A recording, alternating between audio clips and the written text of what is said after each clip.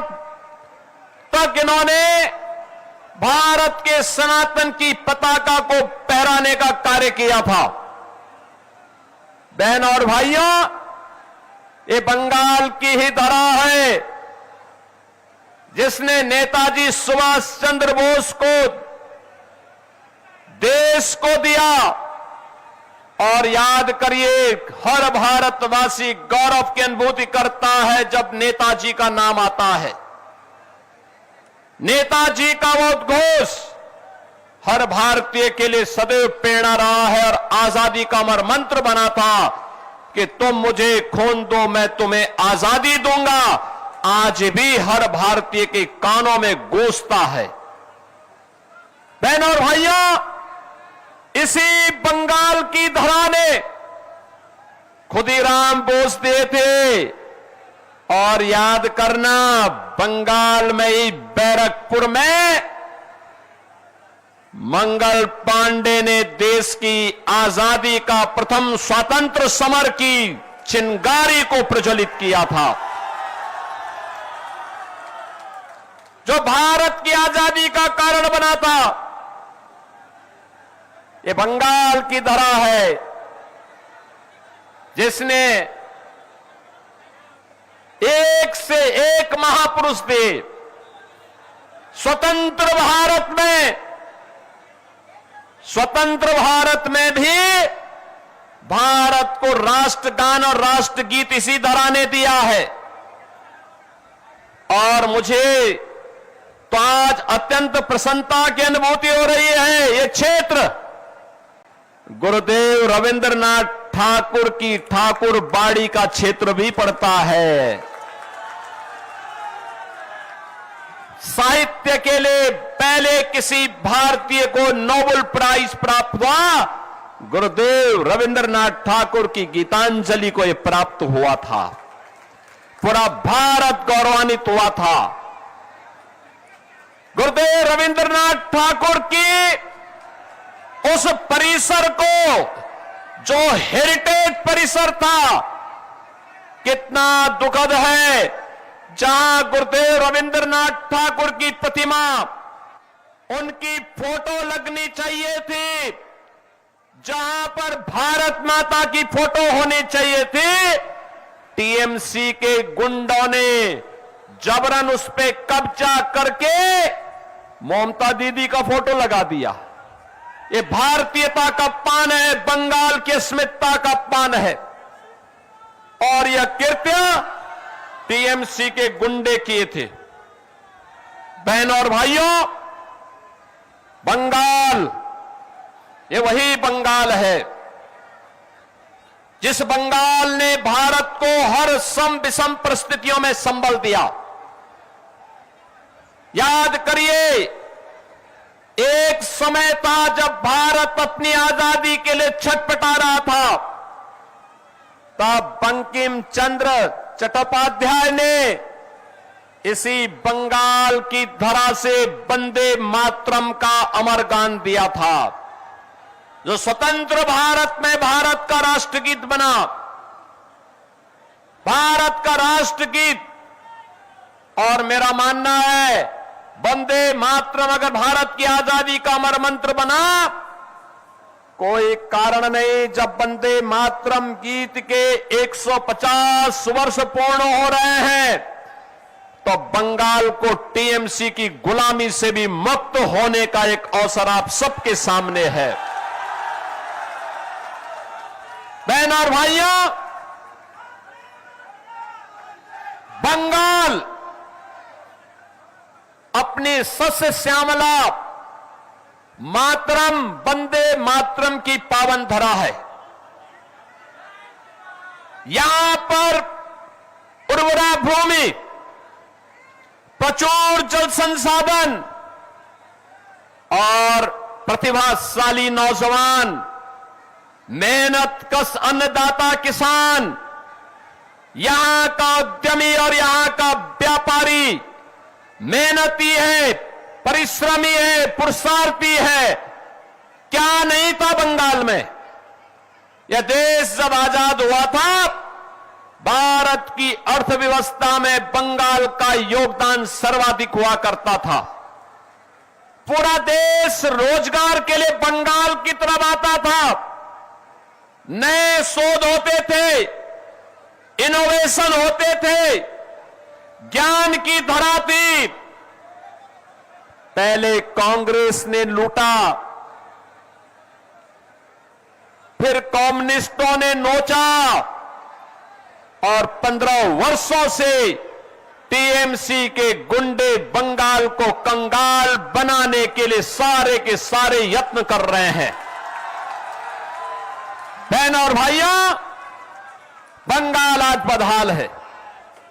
जो ज्ञान की धरा थी, आज वो बेरोजगारी के अंधकार में भटकती हुई दिखाई दे रही है। अन्नदाता किसान बदहाल है, उद्योग बंद हो रहे हैं। पिछले 10 वर्ष के अंदर 7,000 से अधिक बड़े उद्योग बंगाल के बंद हुए हैं।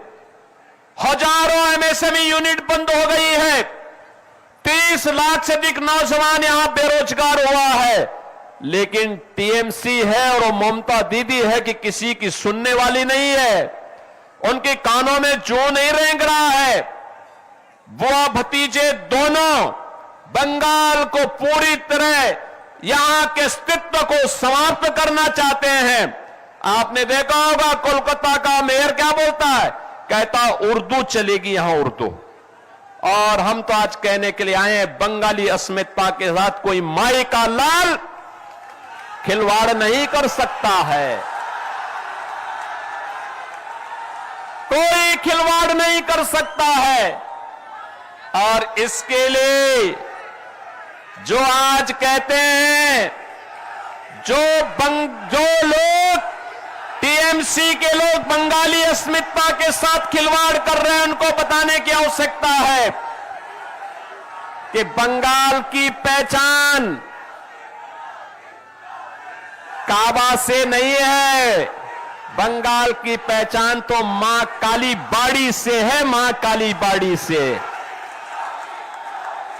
यहां की पहचान वही उसी से है। बहनों और भाइयों, आप मुझे बताइए क्या हो रहा है बंगाल में। धड़ल्ले से गौहत्या होती है। भगवान राम के नाम से चिढ़ है ममता दीदी को। दुर्गा पूजा के समय परमिशन नहीं मिलती है। शोभा यात्रा निकालने पर प्रतिबंधित करती है। यहां पर दुर्गा पूजा के समय कर्फ्यू लगता है।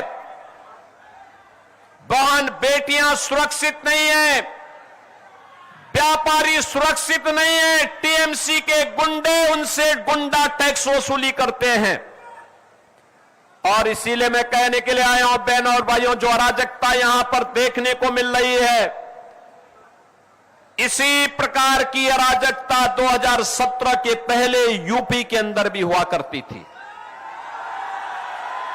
उपद्रव था, कर्फ्यू था, दंगा था, गुंडा था और हर व्यक्ति को गुंडा टैक्स टीएमसी की ही सहयोगी दल समाजवादी पार्टी को देने, उनके गुंडों को देने के लिए मजबूर होना पड़ता था।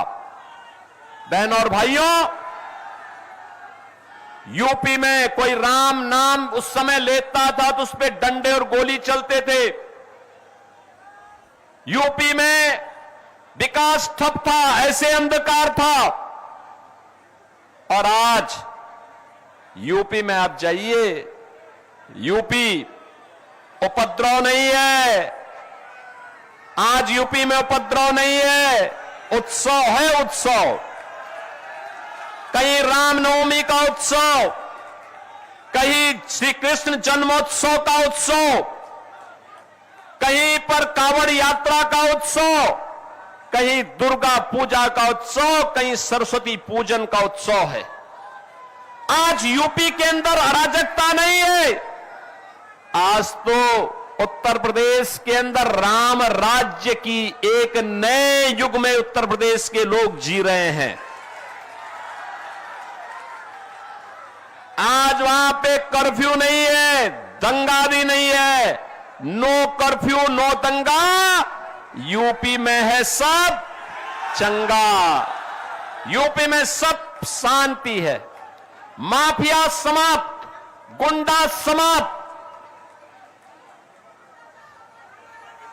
और माफिया और गुंडा वहां पर जो कहीं भी सिर उठाता है तो यूपी का बुलडोजर उनकी हड्डी पसली को उस हाईवे बनाने में उपयोग कर देता है।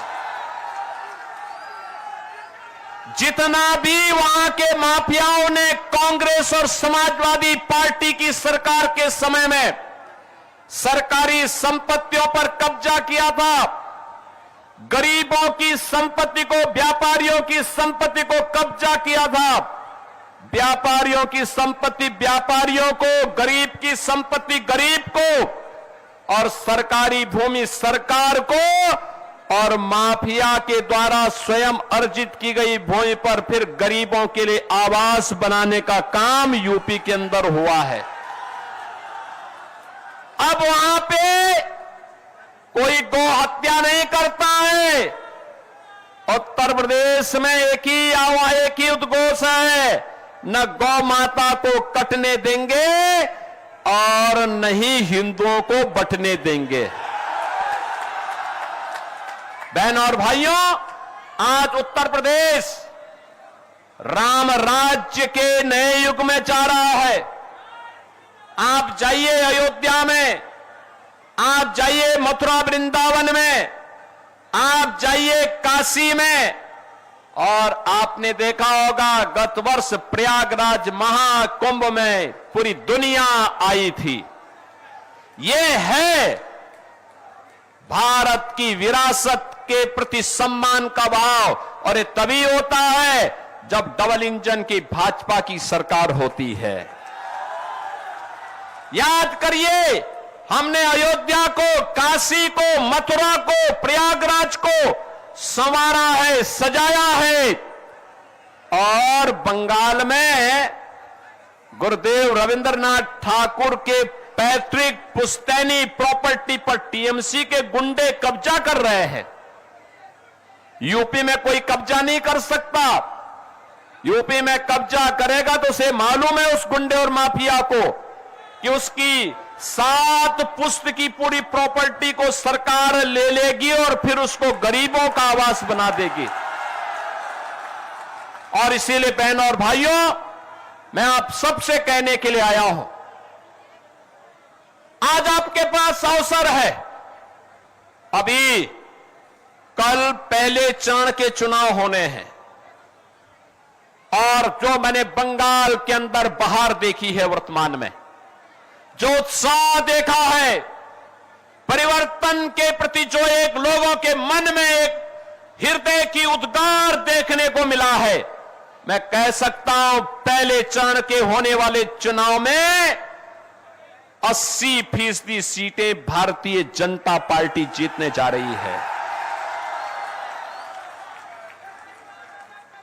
और मैं कह सकता हूं जब 4 मई को परिणाम आएंगे तो बंगाल के अंदर भगवा ध्वज लहराया जाएगा। बंगाल का अंधकार समाप्त होगा।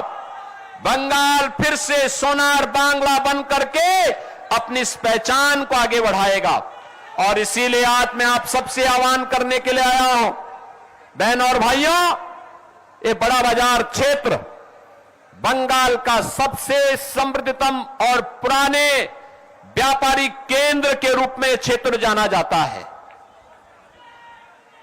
यहां की अपनी पहचान है। इसने केवल व्यापार ही नहीं किया है, साहित्य के लिए, कला के लिए, सांस्कृतिक परंपरा के लिए और पौराणिक कालीबाड़ी मंदिर के लिए भी यह क्षेत्र जाना जाता है।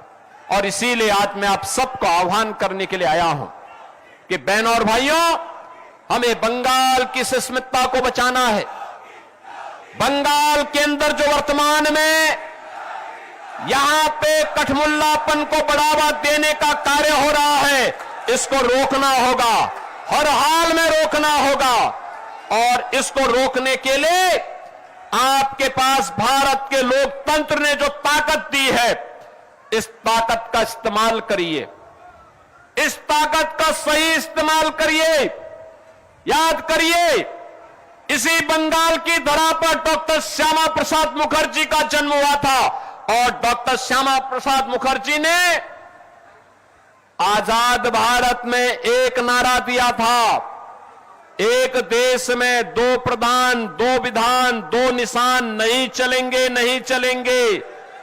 याद करिए, भारत की आत्मा पर प्रहार किया था कांग्रेस ने धारा 370 के माध्यम से, और डॉक्टर श्यामा प्रसाद मुखर्जी जो भारतीय जनसंघ के संस्थापक अध्यक्ष थे, उनके सपने को साकार किया है प्रधानमंत्री मोदी जी ने। प्रधानमंत्री मोदी जी ने साकार किया है। कश्मीर में धारा 370 समाप्त हुई है और आज कश्मीर भारत के अभिन्न हिस्सा बनकर के भारत का संविधान, बाबा साहब भीमराव अंबेडकर के द्वारा बनाया गया संविधान कश्मीर में भी बराबर लागू हो रहा है। और इसीलिए बहनों और भाइयों, मैं आप सबका आह्वान करने के लिए आया हूं। भारतीय जनता पार्टी ने जोड़ा साको से श्री विजय ओझा जी को अपना प्रत्याशी बनाया है। एक